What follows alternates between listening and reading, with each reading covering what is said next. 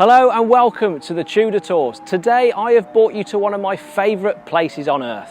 Not only is its architecture out of this world, it has a Tudor royal buried within its very walls. And it is Worcester Cathedral.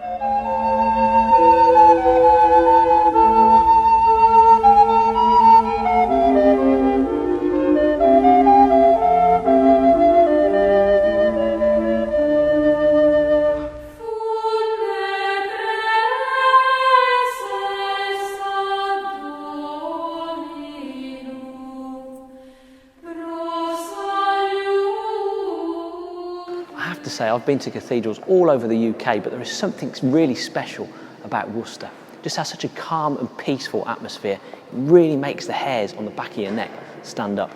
But what really stands out for me is the high vaulted ceilings and the beautiful stained glass windows.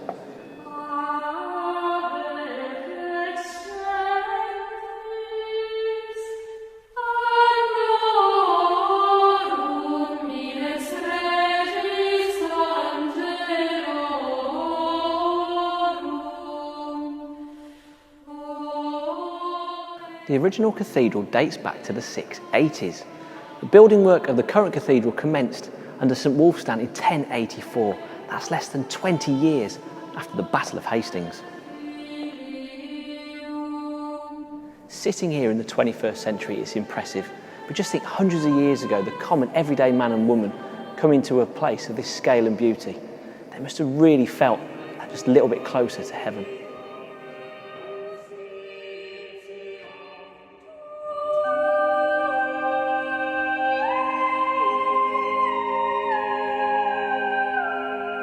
So of course I'm here to show you Worcester's Tudor connection, so follow me and let's go and take a look. You'll find many references to Tudor history, but here in the cloisters you'll see the stained glass. Now that's telling the history of Britain, starting with St Alban and the early Christian church in Britain and Ireland. But this section here, you'll see the Tudors.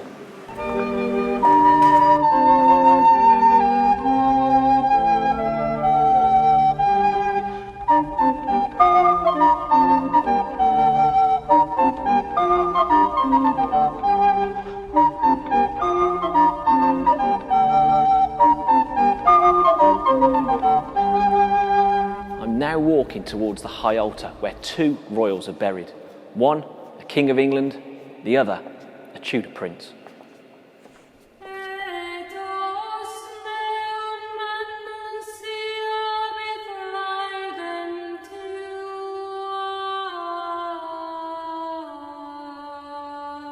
I'm sure you can forgive me for just one moment moving away from Tudor history, because this tomb here is that of King John.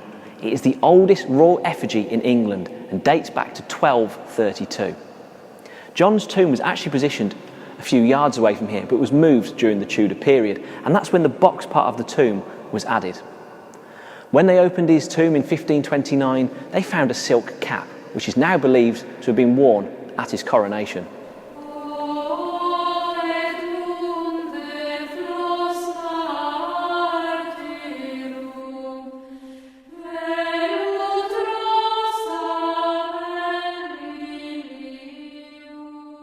Only a few steps away is this beautifully carved chantry chapel, and this belongs to the Tudor king who never was, Prince Arthur. Arthur was the son of Henry VII and Elizabeth of York, and the elder brother to Henry VIII. He was the heir to the throne. His birth in 1486 was a significant one because it merges the bloodlines of the once feuding houses of Lancaster and York, strengthening the new Tudor dynasty. Arthur was sent to live at Ludlow Castle in the Welsh Marches, where he would receive a good education and learn the art of kingship. The young prince married Spanish Princess Catherine of Aragon in 1501. Soon after the married couple returned to Ludlow, Arthur became suddenly ill. He died on Saturday the 2nd of April, 1502, at the age of just 15.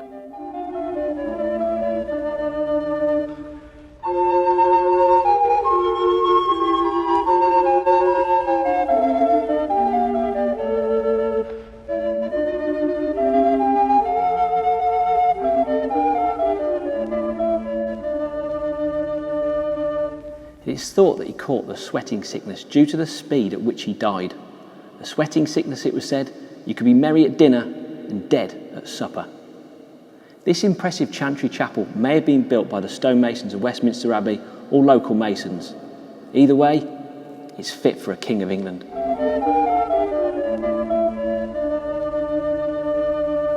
Inside the chapel, you'll notice excellent, intricate carvings. Many of these carvings are depicting saints, but you'll notice many of them have been defaced. Now, these were defaced by the commissioners of Edward VI during the Reformation.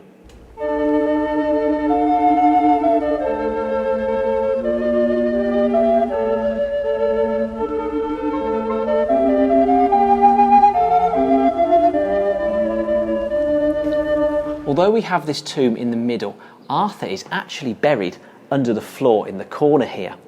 What you'll notice, he is as close as possible to the high altar.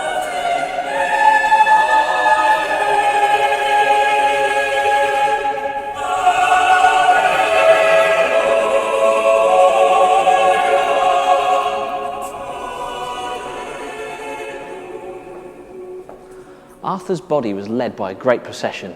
People lined the streets. It brought Worcester to a standstill.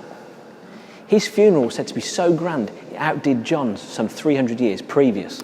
Members of Arthur's household carried him into the cathedral under a canopy, where they watched over him until further masses and ceremonies took place the following day.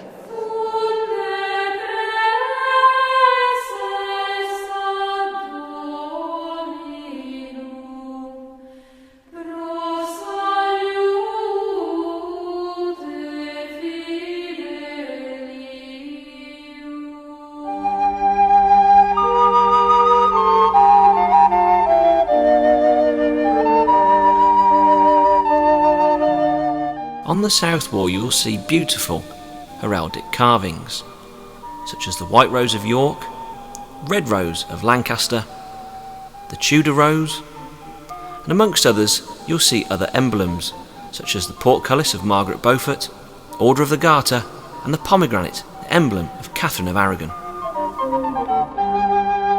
This tomb close by to Arthur's is of Griffith ap Rhys. He was a close friend of Arthur and also a standard bearer at his funeral. But Griffith ap Rhys' father is said to have been the man who inflicted the killer blow to Richard III at the Battle of Bosworth.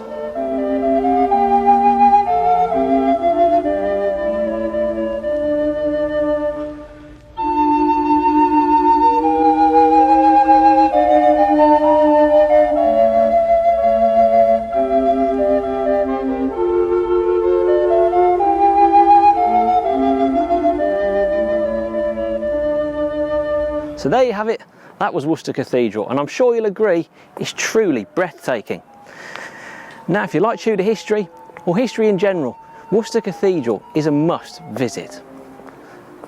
Now just think, if Prince Arthur hadn't died, could you imagine history without Henry VIII or Elizabeth I? Because I couldn't.